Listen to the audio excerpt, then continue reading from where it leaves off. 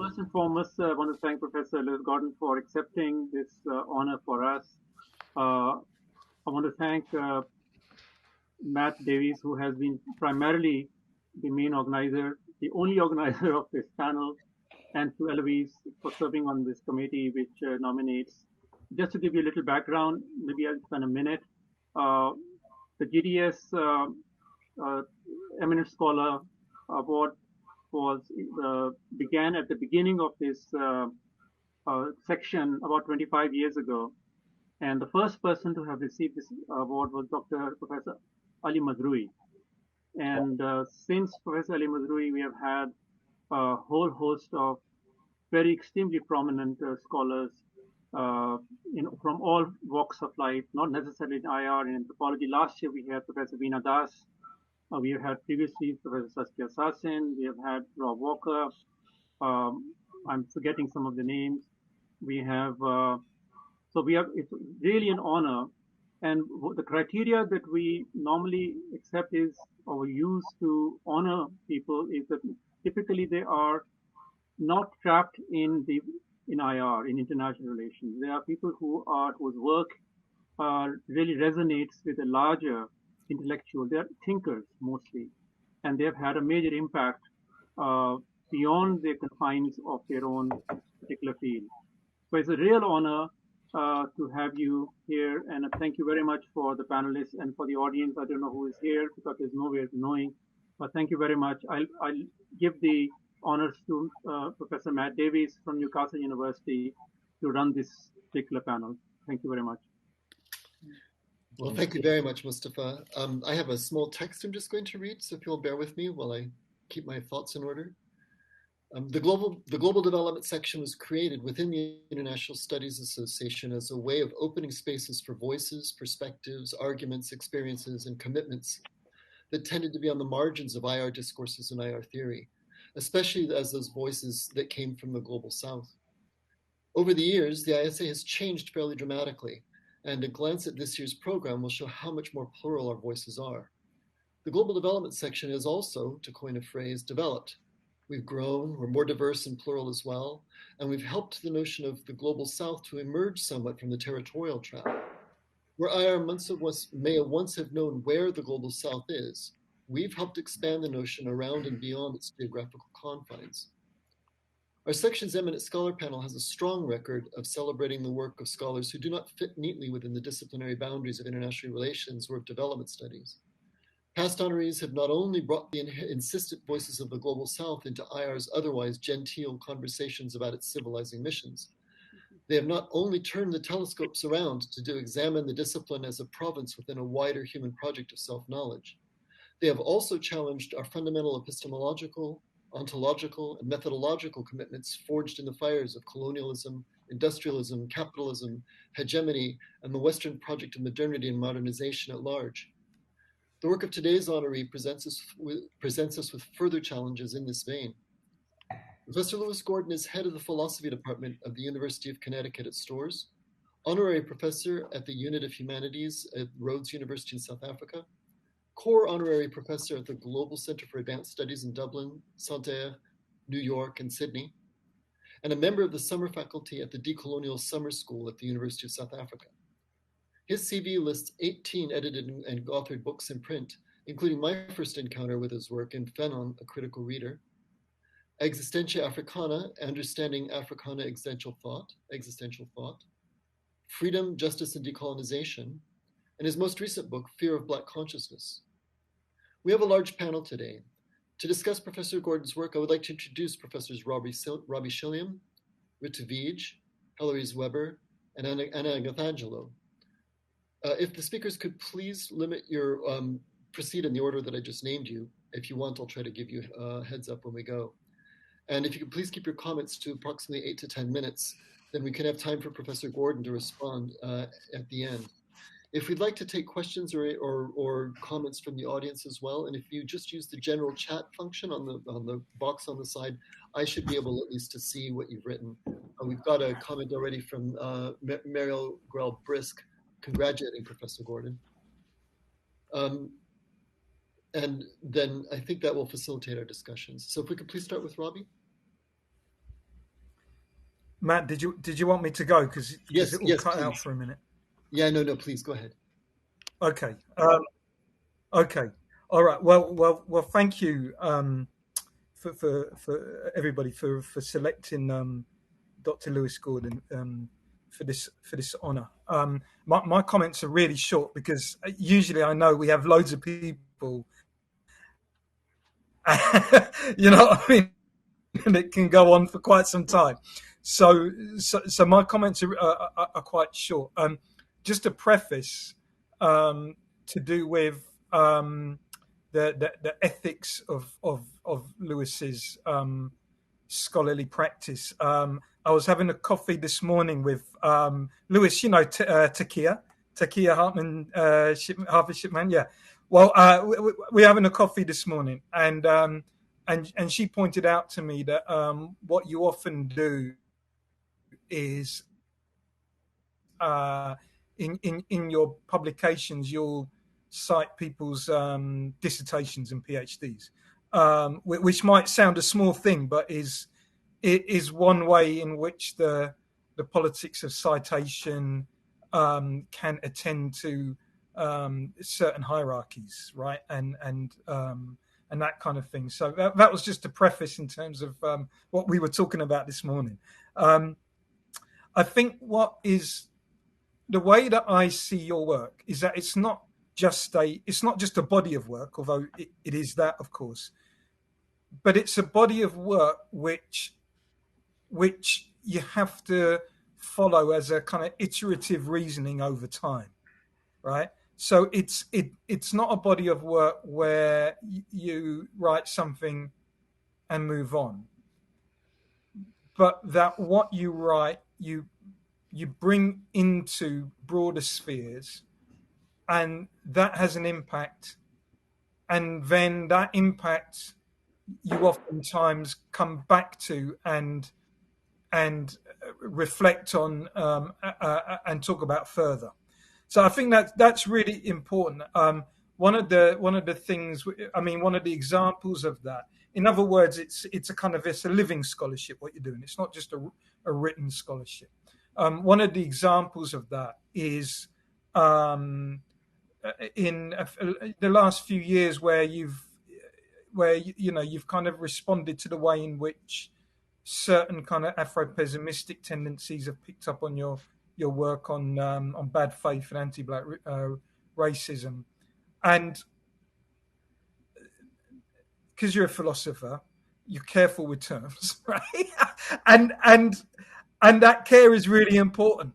So this distinguishing between as you put when you had a little online reasoning with Hortense Spillers, this difference between aspirations of an anti-black society versus the claim that the world is anti-black, right? It is a really crucial distinction with a whole lot of theoretical and political import in it. And that is part of the iterative work that you do to come back to it and then to clarify or to take it further, right? Again, the simple but really crucial distinction between doing theory and ontologizing theory, right? So I wanted to put that on the table, that the way in which we should understand and appreciate and evaluate your scholarship is as a kind of iterative reasoning over time, which obviously has the texts, but it's excessive to the text as well. So it's a kind of living scholarship, which is something that we would all want to aspire to. And another element of it is to do with, and I can't remember if you said this about the Bad Faith and Anti-Black Racism book from 1995, or whether it was about Existentia Africana book in 2000. I can't remember which one, but I remember you saying that book was actually had a big market outside of academia, and ordinary folks, so to speak, especially peeps from the black community, were buying it and reading it. And so this is something which I would want to ask you as a way to help us, right? those books aren't written in a way in which it sacrifices what we might call professional philosophical verbiage, concepts or terms, right? It's not dumbed down, right? Yet it, yeah, as you will know, some philosophical texts are ancient Greek, man. Do you know what I mean? So one of the things here is how you keep a commitment to the craft in the best sense of the term, but also find a way to democratize the craft or democratize the payoff which you can get from the craft, right? So how do you see your craft, that is, a professional philosophy, trained philosophy, contributing to social struggle and perhaps vice versa? I'd love you to talk a little bit more about that, and also if you could talk more about how do we be good academics and good public writers at the same time? I'd love to know some more about that. Thank you, Lewis, for the work and for the presence.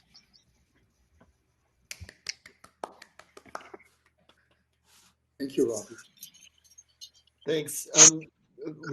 I'm so pleased. Actually, Rob Walker's been able to join us as well. So, Rob, we've just given a start.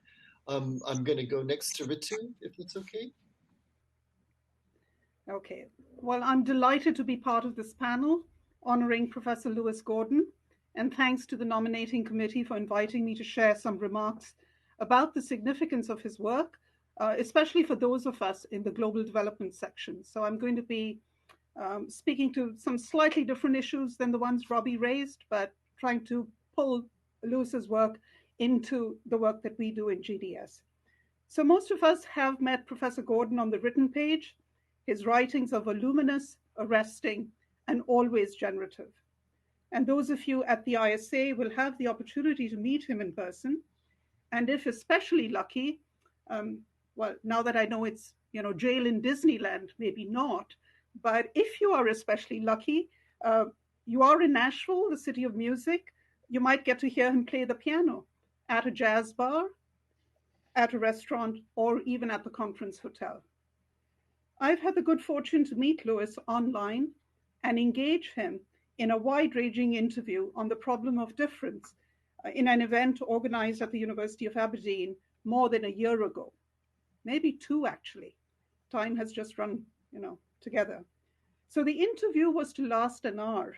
It went on for more than two, with Lewis in a virtuoso performance, which was also an object lesson in intellectual generosity, responding to questions not only from me, but also from colleagues and our PhD students that touched on philosophy, politics, religion, music, philosophical anthropology, Afro-pessimism, the Black Lives Matter movement, and inevitably Trump.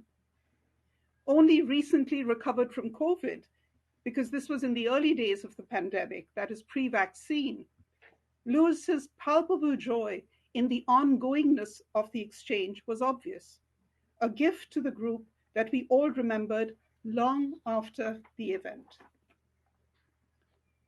To say that the exchange left an indelible mark on our students and their projects would not be an exaggeration. Returning to his 1995 book, Bad Faith and Anti-Black Racism, a phenomenological study of racial hatred and a foundational text in Black existentialism, as well as his 2006 book, Disciplinary Decadence, Living Thought in Trying Times, students began a conversation about how they might resist the seductions of disciplinary decadence, the discipline centering of itself in their own work. Likewise, for critical scholars in IR, that's us, the call now circulating in journal articles and conference panels to do IR and IPE differently raises the difficult question of our lingering fidelity to IR itself. Paying closer attention to our own putatively disavowed attachments to disciplinary IR, albeit as the target of critique, but one whose teleological suspension, in Professor Gordon's words, puts our own locations and locutions within the discipline at risk. This will be a discomforting, but ultimately, I think, generative exercise. And teleological suspension is what happens, as we know, as Professor Gordon notes, when a discipline suspends its own centering because of a commitment to questions greater than the discipline itself. I read this as a rallying cry to move beyond discipline-specific attempts to undo the imperialism of categories, epistemic domination, and decolonize knowledge. That is the project of simply unmaking categories of IR thought, which nonetheless continue to center IR as disciplinary theodicy. So the more difficult task, at least for me, entails focusing attention on efforts to understand forms of life. And this I take from Veena Das, the honoree from last year, to understand forms of life in the international that exceed the boundaries of the discipline in both its mainstream and critical avatars. So Professor Gordon's efforts within his own discipline, philosophy, are exemplary. So let me just share two very brief examples. Refusing the disciplinary demands of philosophy as a practice of ideal theory, Lewis turns to Africana philosophy and non-Western archives of political thought, including the work of Ambedkar, Tagore, Gandhi, and Nishida Kitaro, to outline a reparative philosophy concerned with injustice, marginality, and oppression. That is a mode of thinking that philosophy proper sees as non-ideal theory. For Professor Gordon, however, this distinction between ideal and non-ideal theory within philosophy is entirely suspended, cast aside in lieu of an effort that is animated principally by a desire to explore, and these are his words, the philosophical anthropology of possibility, a desire that exceeds the bounds of disciplinarity itself. Similarly, reflecting on the question of Black aesthetics, something that I've become interested in, Professor Gordon asks whether aesthetics has been so colonized that its production would be a form of colonizing instead of decolonial practice. Rather than outline the aesthetics of an Afro-modernity that would ostensibly parallel or counter Euro-modernity by undoing the erasures of the Black experience, what Fanon called the zone of non-being, Lewis locates his understandings of aesthetics in the phenomenological insight that everyday existence is an extraordinary achievement. It's a brilliant move away. It completely relocates the question of aesthetics. And for him, aesthetics involves being able to live in a world of the human production of value, including that of the ordinary. And here again, this is really close to Veena's work.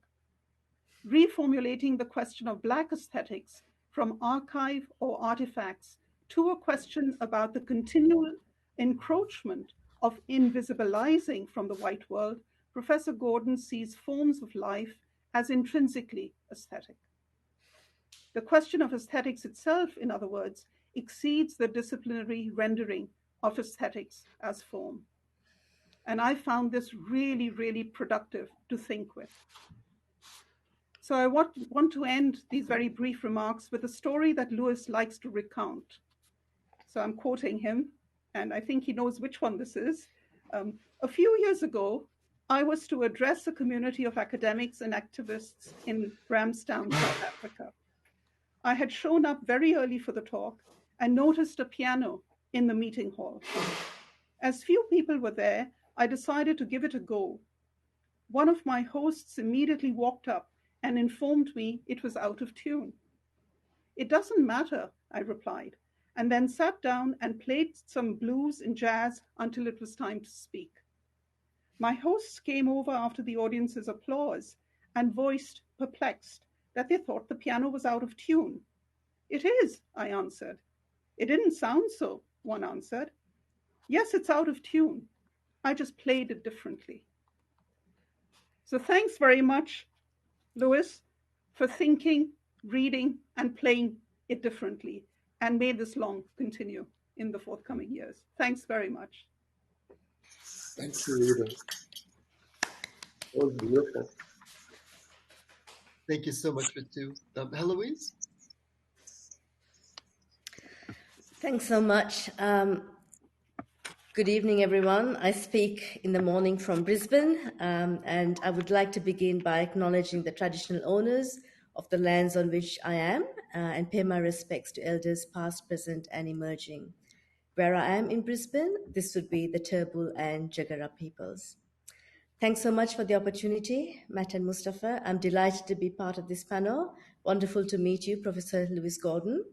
Very pleased to meet you, also not least because of some common ancestry, I think, Wanakam. I'll come back to this point later. The first article that I read of yours was Fanon and Development, a Philosophical Look. And this is partly because I work in the field of global development, understood as a historically and globally constituted and contested project. And I subsequently read Reimagined Liberations and your other works, including Freedom, Justice, and Decolonization, as well as Disciplinary Decadence. Clearly, core concerns of your research are relations of domination, discrimination, and deprivation, and on the limits of justice and the need for politics or political action for, I quote, as you state, for the emergence of different normative relations. So this is what I'd like to focus on. That is the concerns over injustices in your work and how they relate to the concept of justice and how taken together this in turn relates to politics. There is, of course, no disagreement with the critical observation that the system rests on moral claims to justice or claims to just premises, which actually sustain injustices and unequal relations. We can think of the civilizing mission and the associated violence, epistemic and manifest, or indeed modernization theory, again, epistemic and manifest violence. I have a question in terms of how you take this critical insight further in relation to justice, and you argue that Euromodern formal conceptions of justice are problematic because they engender injustices. Agree. I wonder, though, whether the following statement holds as a logical conclusion that follows. I quote, "The system presumed their exclusion was just. Thus, their inclusion in that system would be a form of injustice. You refer to this logic as reflective of an unjust justice. It follows, and I quote, "This is why justice is not enough. Politics, actual political action, is and where we have seen needed without and as we have seen needed without the advance guarantee of what is right. This is the existential situation. When justice, political action is needed for the normative conditions of value that may transcend justice. And it may do so for the sake of something not immediately apparent, such as a set of relations better than justice. I appreciate that the emphasis is on relations, and obviously better relations. But does that mean that justice as a concept is problematic, or that we need a political action to transcend the relations engendered by Euromodern formal conceptions of justice? Thus, we need, I guess, from my perspective, in the immediacy, to turn to politics. A politics detached, I could be wrong here, but here's my question. A politics detached from moral claims and or sensibilities of injustices, which I would think are dialectically connected to justice or justice claims. So what does such a politics look like in practice? That's one question I have. I raise this question on the basis of the following. I don't think the system always regards the practice of exclusion as just. If it did, the terms of justification would look different. To give an example, in political order and changing societies, Samuel Huntington attempts to normalize the exclusionary practice of liberal capitalism, exclusionary practices of liberal capitalism, and frames struggles against domination and deprivation as simply an existential condition integral to the modernization process. And so he ends up pathologizing legitimate struggles against injustices. So it is as much in the terms of justification of domination that we apprehend politics, as much as in the institutions of rule. This means that moral claims to justice that engender injustices don't have to be accepted as justice or as an unjust justice, but rather as problematic justifications of exploitation and domination. So returning to the point that justice is not enough, we need political action. In the struggles of relations over domination, I don't think that there is always a dichotomy or a disaggregation between justice and politics. Political struggle has always been motivated by injustices, unjust relations, even if such struggles are not articulated in terms of a theory of justice, but certainly by a sensibility of justice. This means that politics is always ever present, and I don't really have to do this, but having taught James Scott's infrapolitics last night, from the Domination and Arts of Resistance, political struggle is always with us like an infrared light, as he would say. So maybe I'll leave it at that to ask about the relationship between justice and politics, and also to ask of your time and heritage. Thank you. Thank you. Thank you, Heloise. Anna, would you like to go, please? I hope it's not making as much noise. Okay.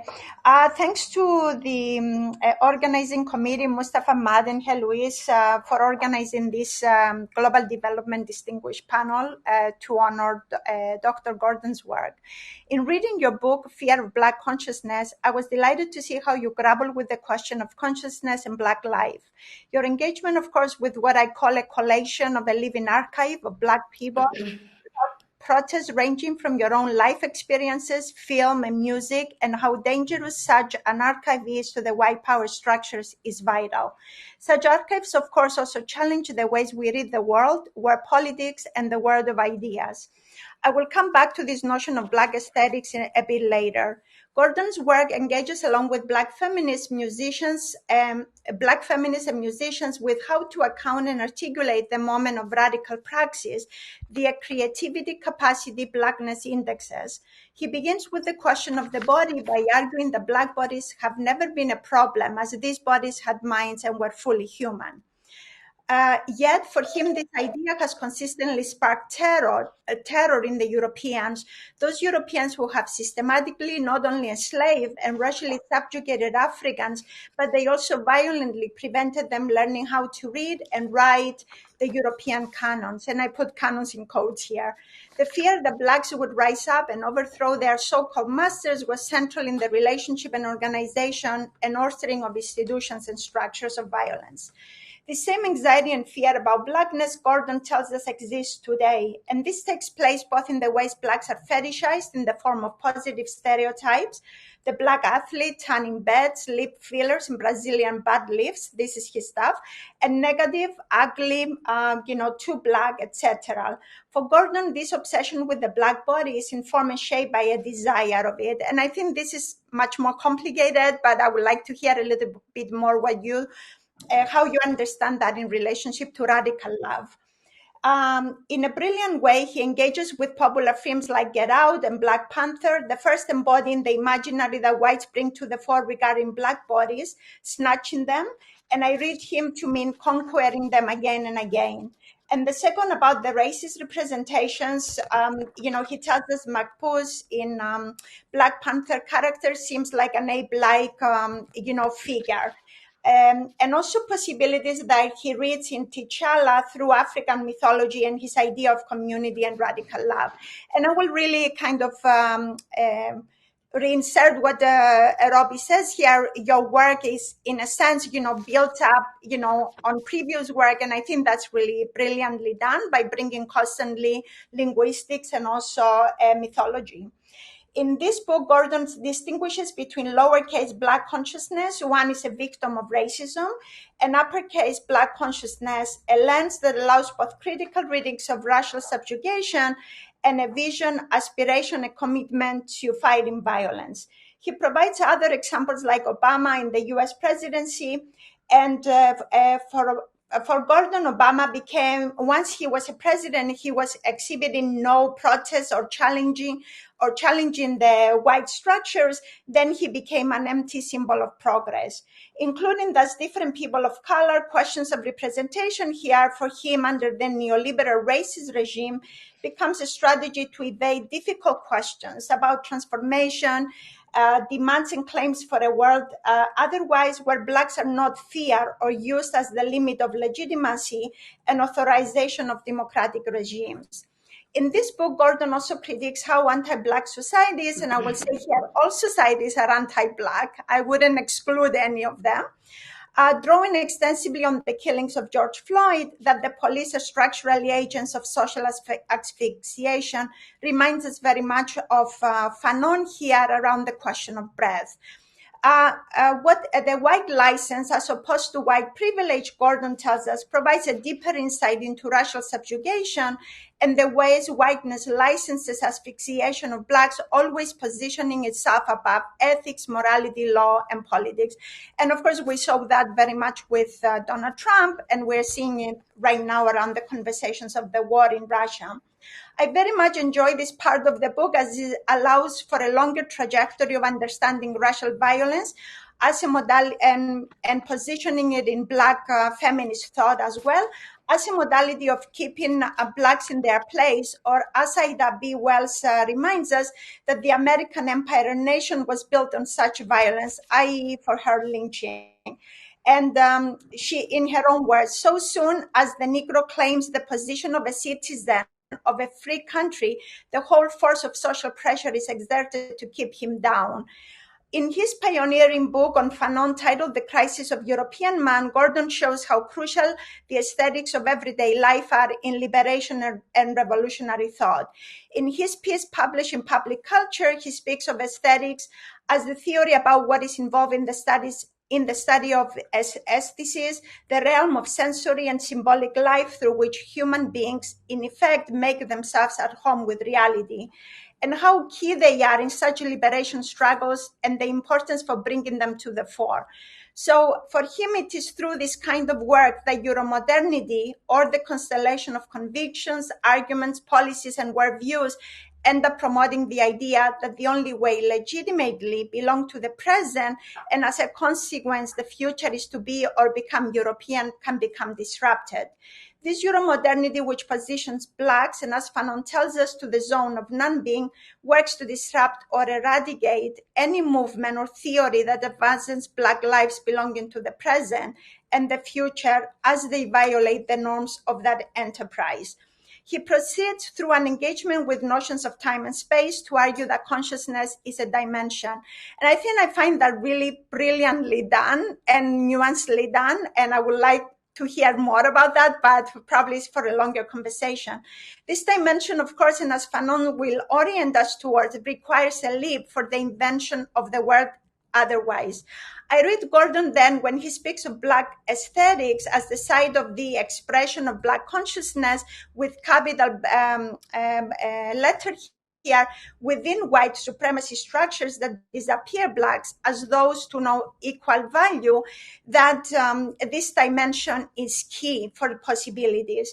The moment Blacks appear, he says, there is a rush for more violence in these structures. And he continues, especially when he talks about blues and jazz as key aesthetic productions originated with Black peoples. A similar unfortunate reality of anti-Black racism is that historic presuppositions of whites being sole sources of agency and creativity have concealed the history of many original Black and African practices and aesthetic artifacts, though what is misrepresented is the birth story of what ultimately belongs to humanity because everyone enjoys it or finds it useful. It is not about who owns thought and has the right to aesthetic experience, but about what needs to be thought, the kind of thinking and experiencing worth fighting for in the quest for aesthetic self-respect. End of quote. And at this point, and since Professor Gordon has spoken in a sense that Black consciousness at least orients us towards radical love, I wanted to pose a couple of questions. What if we did not begin with negative and positive experiences that lead to the emergences of consciousness, but rather with a Fanonian reading that argues that the role of Blackness in the world is not either an abnormality or defect or a fetish, but rather a figure for an abscess or excess, withdrawing from the structures of capital and politics that only understand Blackness as thing of something of no value. So basically, what will it mean if we oriented ourselves, and your Black consciousness orient us towards a direction that does not really see Blackness as creative or not creative in negative or positive terms? How do we mobilize Black consciousness with a capital B in the everyday as a poetic invention, as radical love, that is a vision, a meditation that orient us to a world otherwise? Thank you.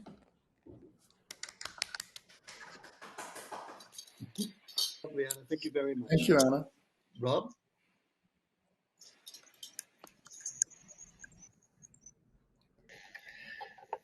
My apologies for being late. I was supposed to... Can you hear me? That's okay. My apologies. I was supposed to be there, but I'm here. And then I lost my way on the system somehow. It's a great pleasure to be participating again in this panel. I wish I were with you. It's a great pleasure to be speaking briefly to Lewis Gordon in particular. To be very, very brief, because there's so much that one could talk about, I would say that there are 4 things that really struck me in engaging with your work.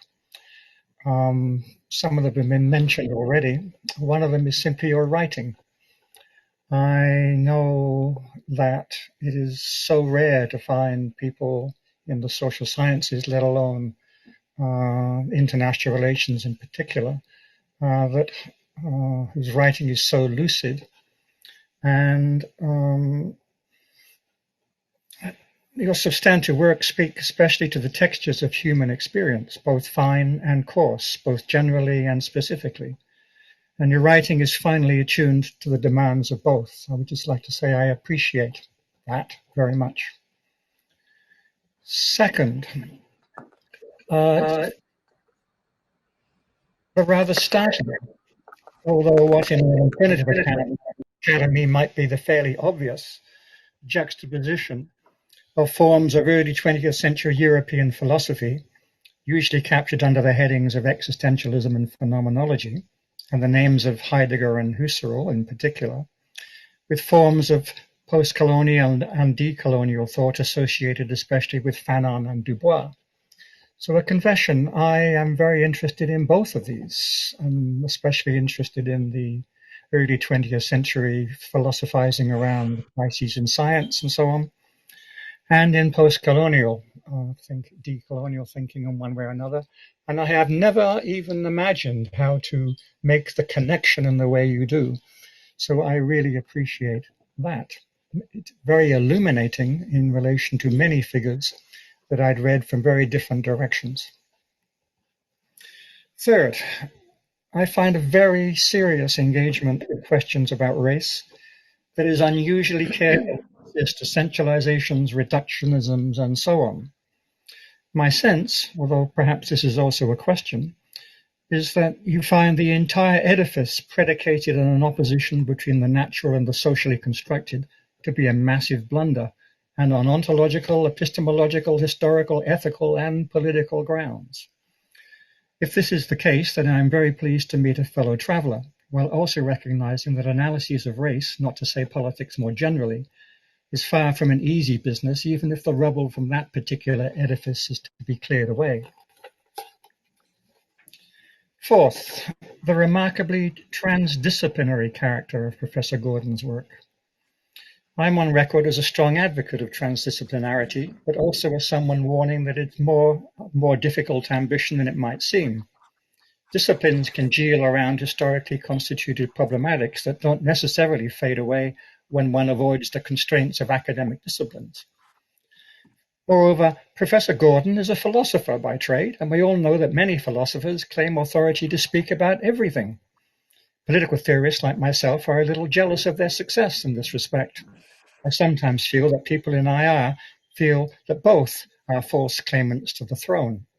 Despite all this, I would say that Professor Gordon is one of the growing band of very impressive thinkers for whom inter- or transdisciplinarity has become a mode of being and knowing, and in some respects I simply want to know how he does it. So I appreciate the writing, the juxtaposition of existential phenomenology and post- or coloniality, the sensitivity to pluralism, contingency, relationality, and so on, and the transdisciplinarity. I could say much more on all of this, but just a few more specific observations about some lines of thought that his work provoked in me. Put differently, if we were both present, as I wish we were, and it was time to head for the bar, as I wish it was, these are the themes I would most like to engage in conversation. I'll put them even more briefly, and not even in the form of questions. The compound terms is first the existential phenomenology, names a fairly uneasy accommodation between distinct philosophical traditions, as well as between Heidegger and Husserl. Moreover, Professor Gordon's reworking of existentialism takes it very far from the individualistic position popularized in the Anglo-American world, heading towards a more collectivist position that converges with a range of more sociological traditions, some from Max Weber, some from Alfred Schutz, some from Fanon, and so on. It's in this sense that Husserl seems to me to be an especially decisive influence, but also because the concept of a life world, which Husserl in some extent popularized, seems to carry a greater weight in his analysis of racialized experience than the concept of existence. And because I find so many echoes of Husserl's understanding of historical and philosophical crisis. And because there's such a striking degree of optimism in his analysis despite desperate circumstances, as there was also in Husserl. Secondly, not only is Professor Gordon a philosopher and a kind of sociologist, he's also an historian. Moreover, I find it rather striking that so many scholars in international relations who are interested in questions about race, colonizations, and so on, often see history as an alternative to international relations, even to the point of working within some version of what's called world history, whatever that is. Yet historical analysis and notions of a world history have problems of their own. There are many credible calls for better histories, but questions about what counts as a better history strike me as both very important, very difficult, and worth further investigation. It strikes me that Professor Lewis Gordon is perfectly situated to take that conversation in interesting directions. Thirdly, one way of reading Fanon is as one of many thinkers who have concluded that a political ethics must sometimes be privileged over other forms of ethical obligation, at least under colonial conditions, for example. One might think of Machiavelli in this context. As with Machiavelli, this does not necessarily legitimize any old violence, more an economy or even a political aesthetics of violence. As I read you, something along these lines seems to be consistent with your own reading of him. And finally, and this has been mentioned already, I know you're a musician, and I know that you will also know that for Plato, the rules of music are never changed without the rules of politics being changed also. I assume that your understanding of music also shapes your own understanding of what politics might be. I would like a conversation on that topic, please. Thank you. Thank you, Rob. Thank you, Rob. Yes, indeed. Louis, here's your chance to tell us. We would like very much to give actually the honoree, the more seriousness, the chance to respond to the comments. And I think you've been given some very interesting provocations. And so the floor is yours. Okay, well, thank you, Matt. And I have to say thank you to the community, not only for honoring me by selecting me, but honoring me by taking the time not only to read my work, but also to bring yourselves to it, even in this short moment, in a wonderful, engaging way. I also am struck by the long list of people who received this award before, some who are now ancestors. And many of you know I take the concept of ancestors very seriously. I often bring it up mainly because without ancestors, we're here, we're descendants. But if we abdicate the value of being an ancestor, we forego the value of those to come, of the future. And one of the difficult things we face today, and this is a consequence of not only neoliberalism and its value of capitalism, but also a profound level of malignant narcissism that has created a group of individuals in power today who have absolutely no respect for the concept of ancestors and no interest in descendants. For them, when they die, it is the end of the world, which means to attempt to persuade them, to deal with them about the value, whether it's from climate change, to those who are facing crises around dignity and freedom to come. Those efforts fall on deaf ears. I'm sorry that we're not there together. Believe it or not, since the first week of March 2020, yesterday was my first flight in 2 years, which is wild because with the variety of work I do, there was 1 year I did 200 flights, if you imagine it, which isn't environmentally good, but to be there with communities, one learns not simply in terms of what one reads, but learn together in a subtlety of ongoing communication.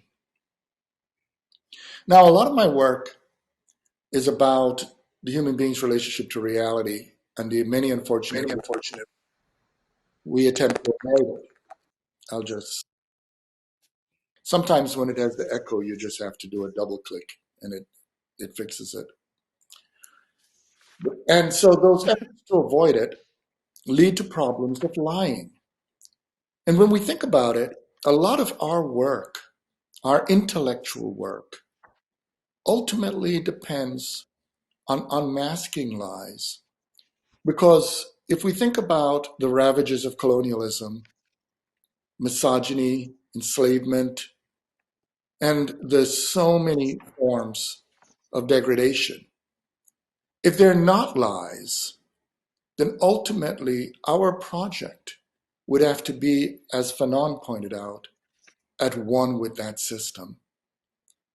If what we are presenting are lies, then all is lost.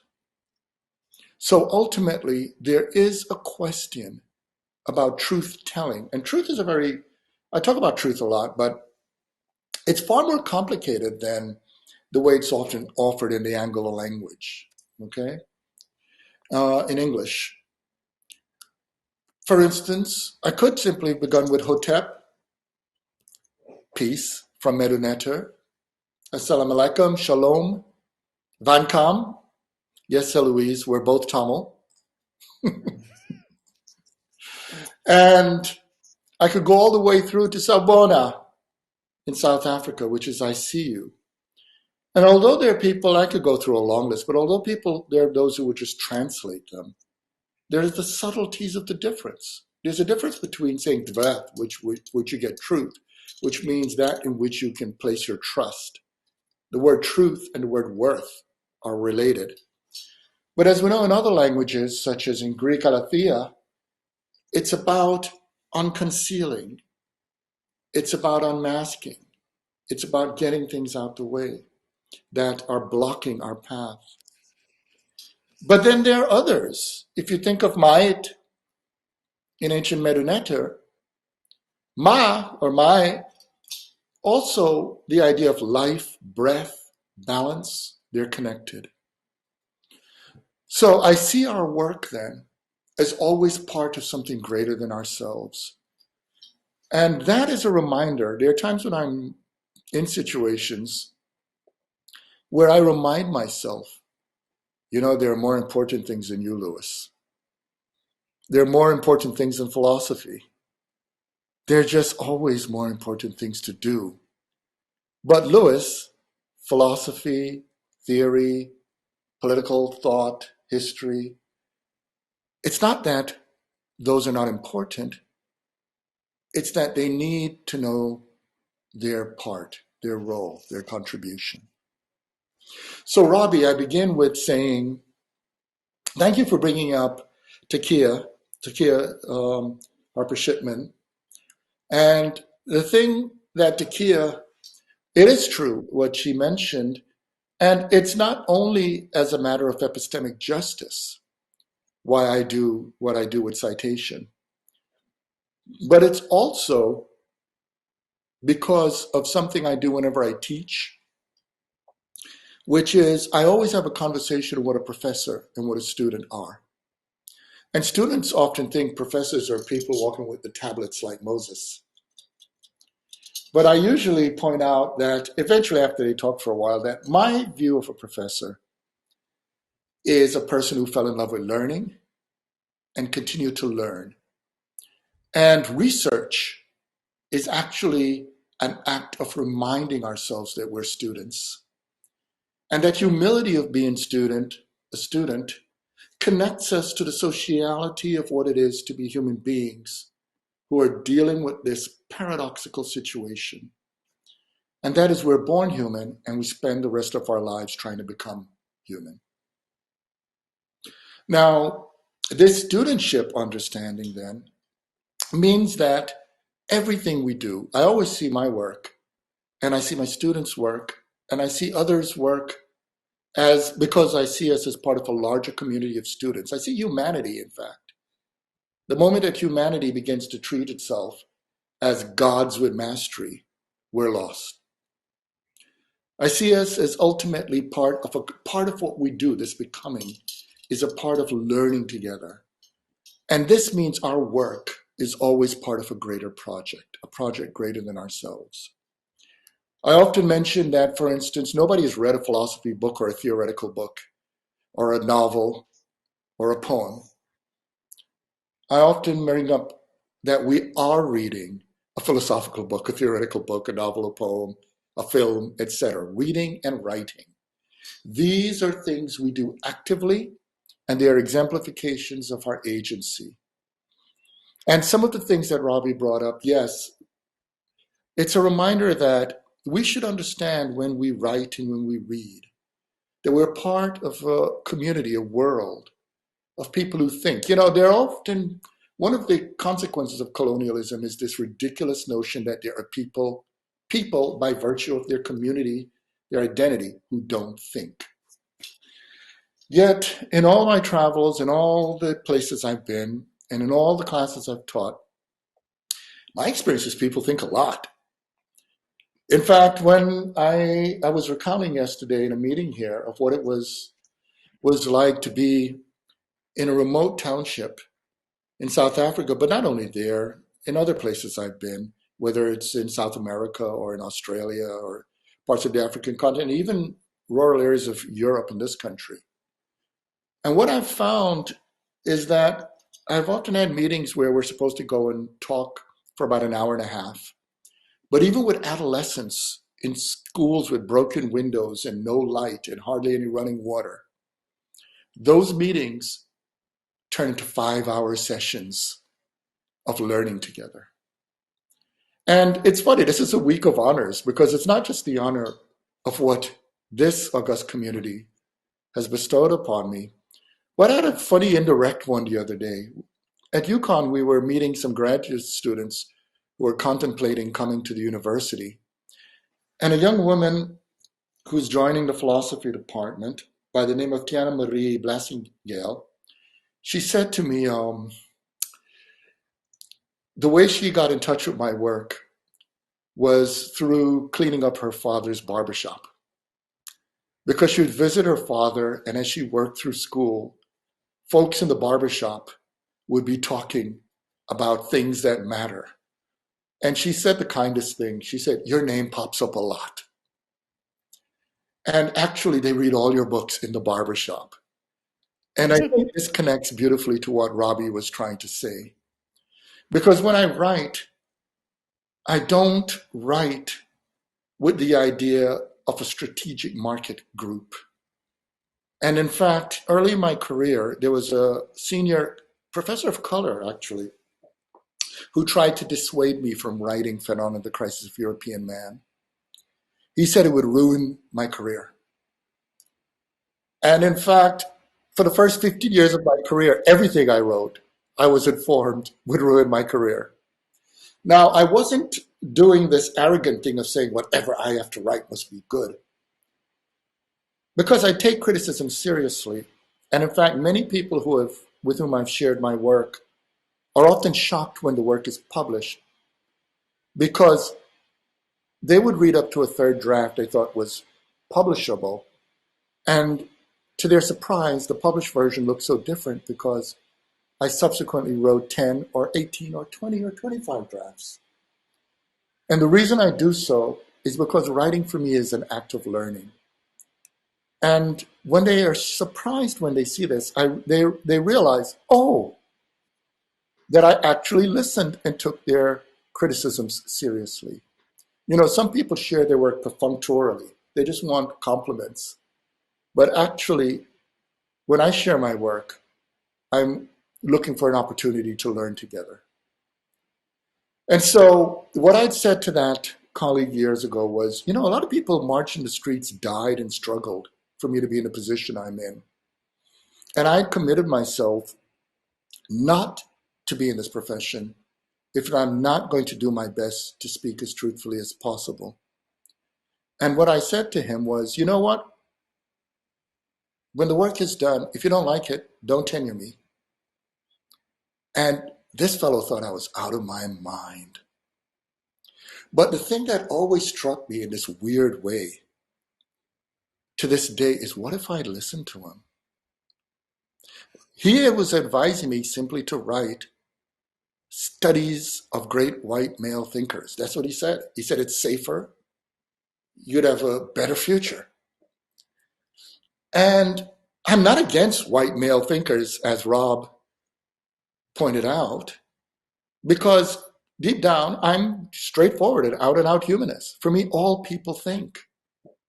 I'm just against the idea that it's only legitimate if I engage white male thinkers instead of others. And so in my works, I've always found it peculiar that when I think a thought or explore an idea, I've never had a problem finding women, indigenous peoples, people from all over the globe who contributed to those ideas, and I cite them.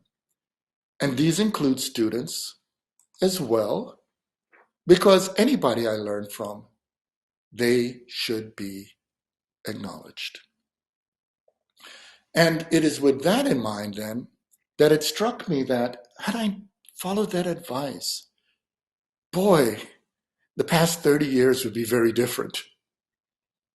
Because one of the things when Phenomenon of the Crisis of European Man was published, I began to receive letters from people who said they were taking doctoral seminars and it was the sole assigned book. The books that I wrote, because I wasn't alienated from my writing, meant I was able to write a lot without experiencing it as a lot. From my point of view, every year I write a few things.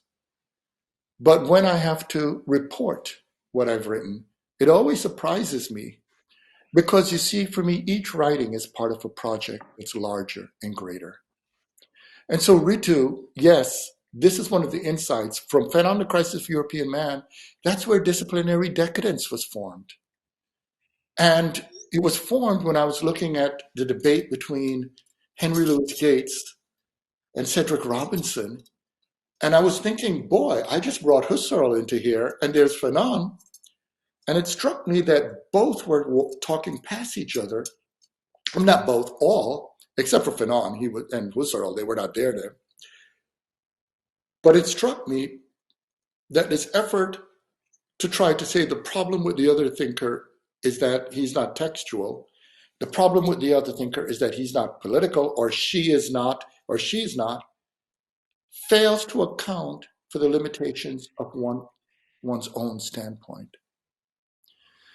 And so it took me a decade to think through that problem because of the self-criticality, the question of the teleological suspension of disciplinarity, what it means to be willing to go beyond one's discipline for the sake of engaging reality.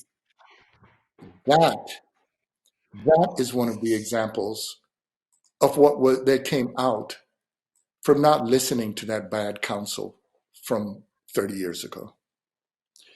And connected to that, yes, the philosophical anthropology of the possible, and the understanding that what oppression does is to impose upon people, a kind of oppressed people, extraordinary conditions to live an ordinary life.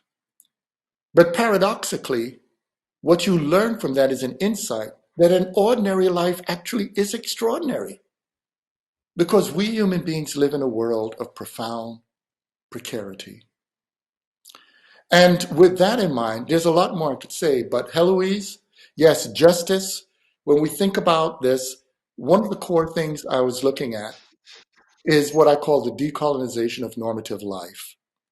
And the decolonization of normative life offered a critique. My problem is that a lot of Euro-modern formulations of justice attempt to make justice non-relational. And that if you look at not only ancient concepts, but in a variety of other languages, justice is actually part of a larger story. And so the idea that you have justice without health, justice without dignity, justice without affirmation of life, then justice is not enough. But I also talk about justice in two ways. I talk about the problem of the narrowly defined use of justice and the presumptive use that you would find in some thinkers who simply presume that justice is the primary virtue of social institutions, the way John Rawls and others, and a lot of liberal political thinkers do. No, I argue justice is a subset, that justice is important, but is not the only primary, it's not the virtue of what's involved in learning to live together. And I offer a Theodician critique, because what happens is that certain models of theory, and this comes from the Disciplinary Decadence book, construct their theorizing as if they were by gods. And they lead to the same kind of logic and argumentation you find in theodicy. And in fact, in the recent book, I bring this up in terms of what could be called a cividicy, a notion of the civic of civil society that bars dissent and critique. And ultimately, the project of what it is to build a better world together. Anna, I could add to some of the films you mentioned. In the book, Fear of Black Consciousness, I talk about Sorry to Bother You, and I talk about the Brazilian film, The City of God. But in all of the films, films, music, all of them for me each of you noticed this, you are correct. I see them as part of a continuum of how we disclose reality in intelligible, communicable terms as human beings. And with that, I have a critique of moralism, which I argue is reductive. I bring up the point about license, and I'm so happy some of you noticed my work around dimensionality.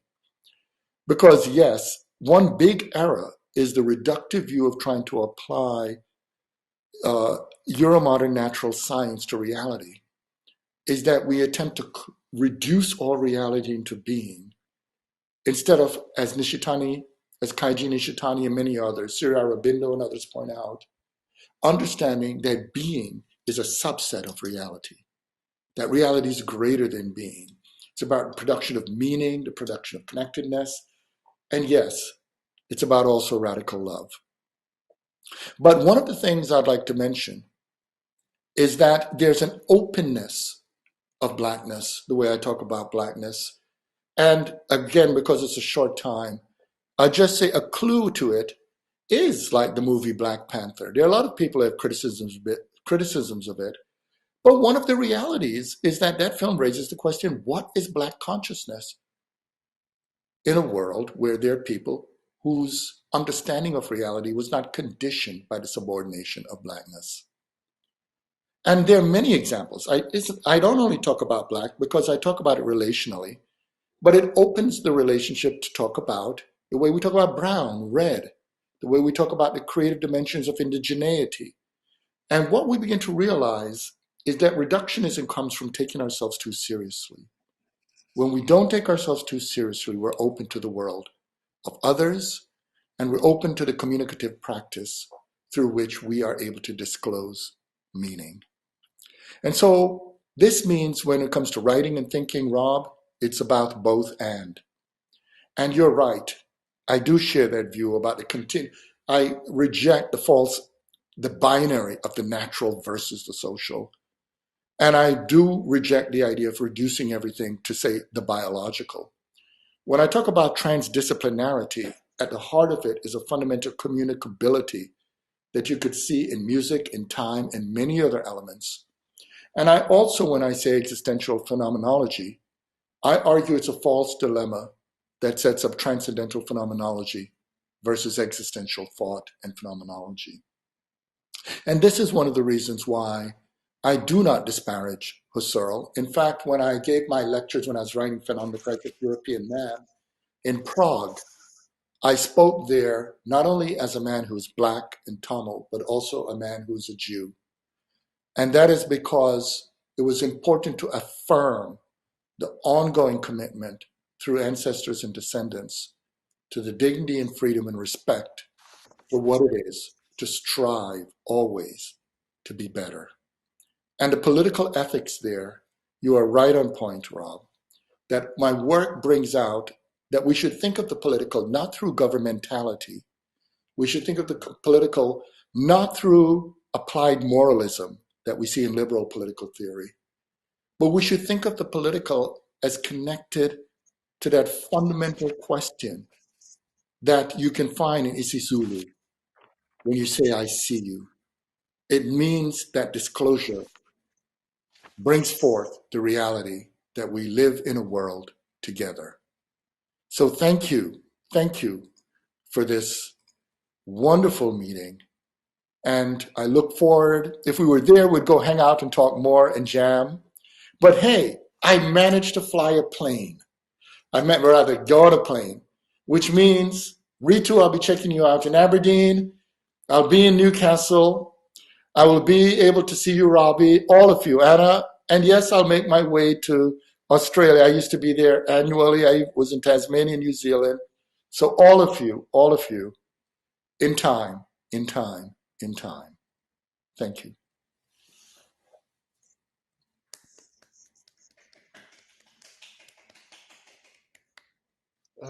Louis, we are so honored, and thank you so much for taking the effort to reflect on, I think, a very complex set of interventions from our panel.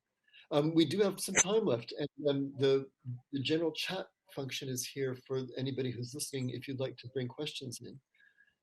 I realize that may take a couple of minutes. I don't know if anybody on the panel would like to bring anything back to Louis or have any questions you'd like to further pursue while we're seeing if anybody in the audience would like to speak? Yeah, Anna?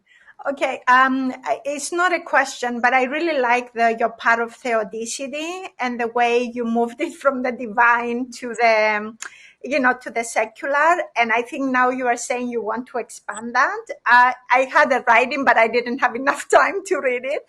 But I would love to hear more how you make those moves, but also in the sense that relationality, how do you really read it in the shifts? Like what will it mean to move the divine into the secular, into the civic? So I think that would be really an amazing thing, maybe to combine it with the dimensionality question, so I just a thought, but I really thought that was it's so brilliantly done, so that's it. Well, thank you. Yeah, I mean, it's funny because I do work in quite a number of fields, and it's very funny because I don't start from the disciplinary identity. It's funny, for the first decade of my career, I never called myself a philosopher. And because I took the position that calling myself any of these things would get in the way of thinking. And so I actually would, if you look at Fed on the Crisis of European Man as an example, and not once did I call myself a philosopher, I said I want to do a radical interrogation into these problems. And it generated a whole lot of interesting observations, as we say, along the way. But one of the things I noticed, because I also studied logic and philosophical problems around mathematics and a lot of other areas, and in fact, the work in multidimensionality I'm doing comes not only to the work I do in physics, but it also comes to an insight from Ernst Cassirer. Even though he was thinking in terms of symbolic forms, it really struck me that we live through meaning in such a way that even if we think in the complexity of quantum levels, where there are different laws at work, one big mistake is that a lot of thought has been reductive, attempting to reduce mind to something other than mind, instead of understanding mind as its own form of disclosure and interconnectedness. And I'm not the first one to think that way. That is Surya Aurobindo's idea. He thought in those ways as well. But there is a grammar, Theodician grammar, and it really struck me that there are some people who think political thought is a form of rationalization of the intrinsic good and justice of their society and institutions. This is the complaint I had not only with Rawls, but many others, all the way through, a lot of other thinkers. And it was a big debate I had also with the late Charles Mills. And many of you are correct that I reject this ideal, non-ideal theory nonsense. And there are lots of reasons for it. But among them is a very basic point that to theorize is to generalize. And the fallacy emerges when you overgeneralize. But to make form an absolute form of generalization is an overgeneralization. And so what's called ideal theory is often formalized theory, but there's something sneaky at work there too, which is that formalized theory has been commodified in the way that capitalism affords for it a form of marketing, the market of knowledge as formal. And there are people who then set up as formalism as a form of market capital that would enable them to have a more legitimate function in the academy or elsewhere, which leads to an ignoring of reality. So ultimately, because I take reality very seriously, but I don't regard reality as closed, then if it's not closed, reality can never be a well-formed formula, can never ultimately be reduced to the dictates of complete form. And this then means that I actually see the world of ideas in a very different way than many people do in disciplines. And I've met others who see that. And I take the spirit of what I hear from many of you who share this view. When people look at their disciplines as closed, there's not much to do other than the fetishization of method. That's why some people just, when you write a paper, just want to see your method, or they're just concerned about what journal you've published in, because they've lost connection to reality. But for those of us who don't see our disciplines as closed, but simply as a doorway, a key, a beginning of a relationship to other things, then transdisciplinarity means there's way more out there than we could even do by ourselves, which is why we work together. And transdisciplinarity then is a de facto communication with the resources others offer and with the faith and the humility to understand that when you work with others, you should change. It's not for you to stay closed and impose yourself on the world. It's for the world to guide you and for others to work with you as you move forward.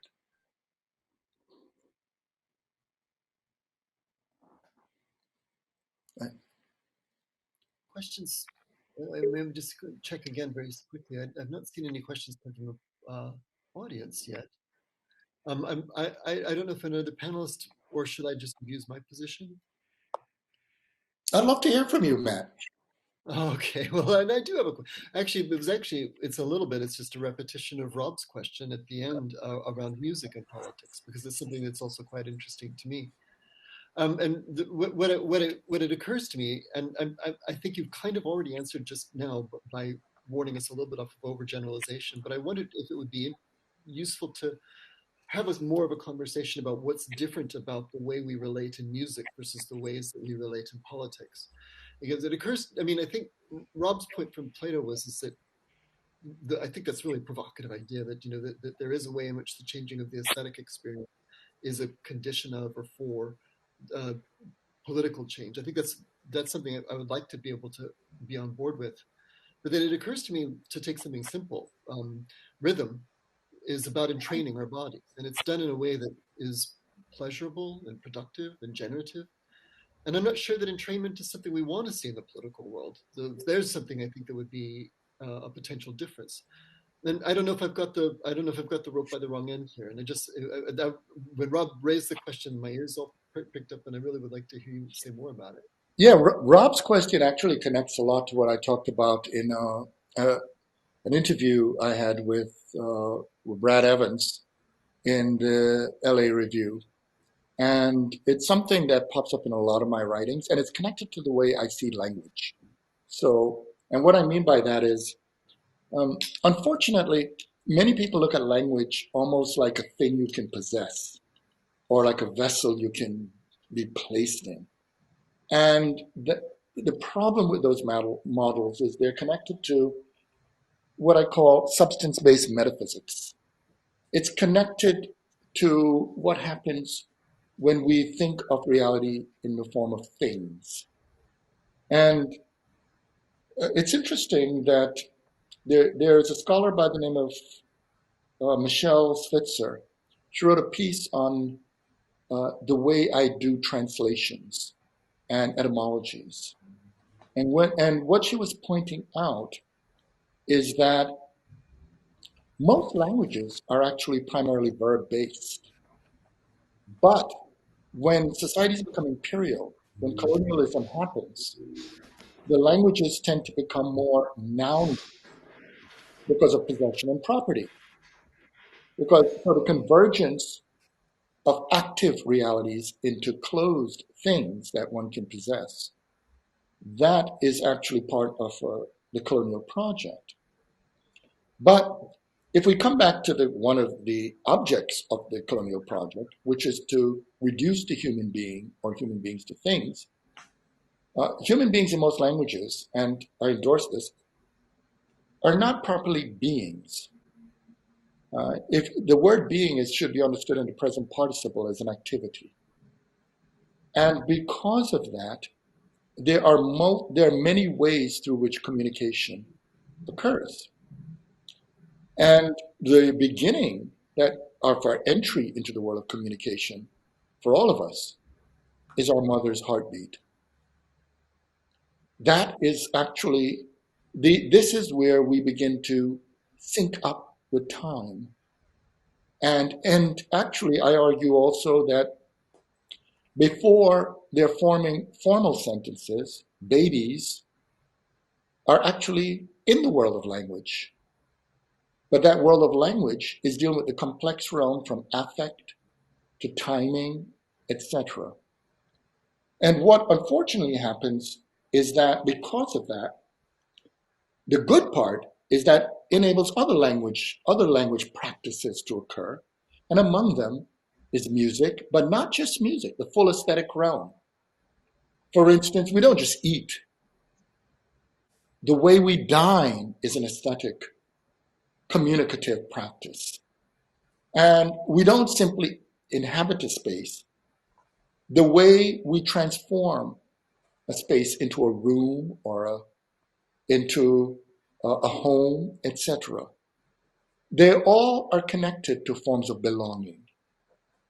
And the reductive view, and this is the unfortunate part, tries to get us to forget those connections, those affective and complex levels of meaning, from the spiritual to the rhythmic, etc.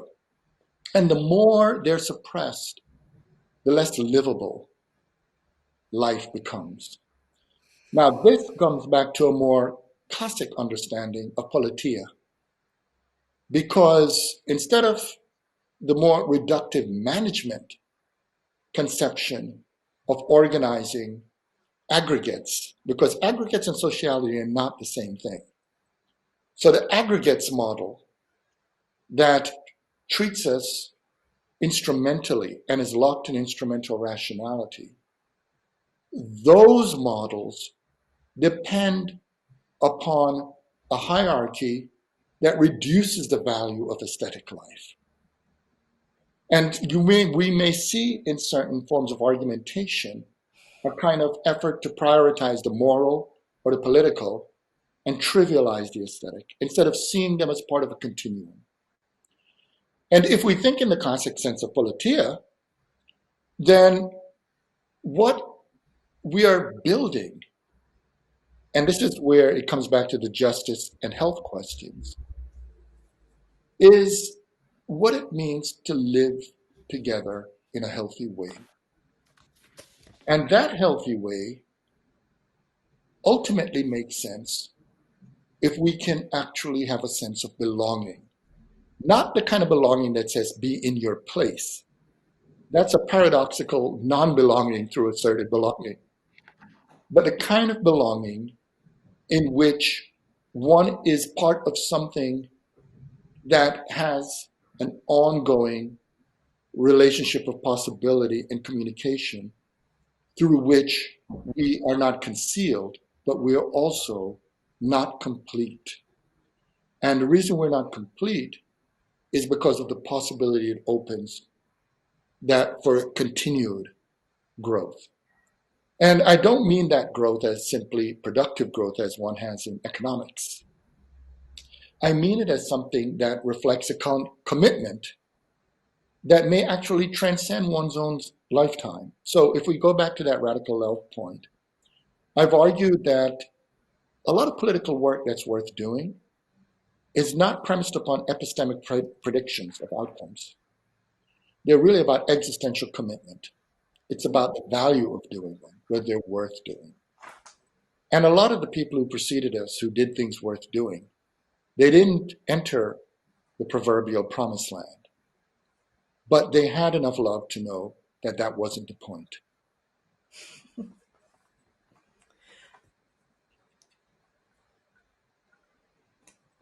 Huh? Someone said, Naya Benje rhythm.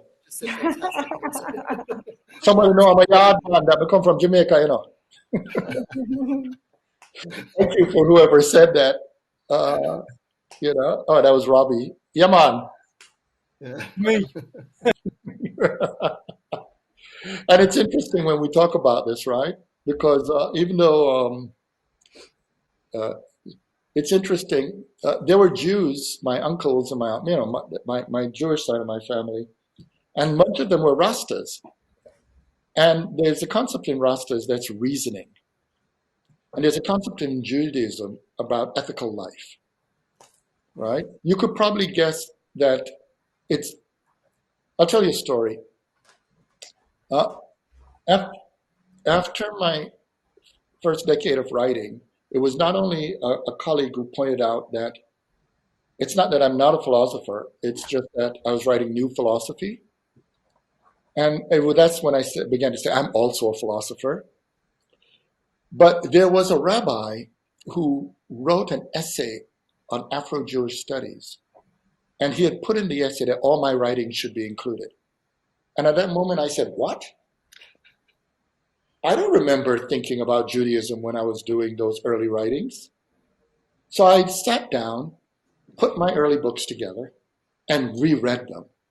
And I thought, oh my God, he's absolutely correct.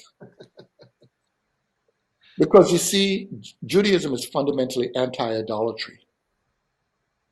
And if you think of my argument about disciplinary decadence, if you think about my arguments about epistemic closure, my arguments about all those things, those are arguments about idolatry. About when we close off the possibility or when we dare to think we're gods, instead of taking on the ethical responsibility for responsibility itself. And that radicality of taking responsibility for responsibility, you see, that is the reasoning. That's the present tense reasoning. And so thank you, Robbie, for bringing that up. It gave me a chance to give a shout out to Rabbi Walter Isaac. We do have a couple more minutes. I would very much, so we've had a few people saying thank you from the audience. Tim Seidel says thanks. We had a lovely set of comments from Marilyn Grell-Brisk, and as well as applause. So I don't know if anybody else on the panel would like to put one final question to Louis.